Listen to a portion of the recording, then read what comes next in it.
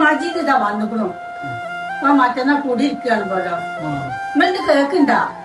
ഇപ്പൊ ഞാനേ ഒരു പെരെടുത്തുക്കണു, പെട്ടെന്ന് എടുത്താണ്.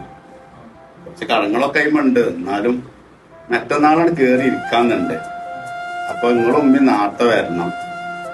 പിന്നെ നിങ്ങൾ വേണം വാതിൽ ഉറക്കാന്. ഉമ്മ അടുപ്പും കത്തിച്ചോളും. അങ്ങനെ ചെയ്യല് നല്ലതിപ്പാ. ആ പേരെടുത്തത് ഏതായാലും നന്നായി. പിന്നെ വാതിലൊർക്കലിപ്പോ സുബൈക്കേക്കാറല്ലോ. ഇനിയിപ്പോ കാര്യപ്പെട്ടവരെ ആരെങ്കിലും ഒക്കെ വിളിച്ചല്ലേ നന്നാകുക, അല്ലല്ലോ വീസോ? അത് വിളിച്ചോണ്ടിപ്പാ.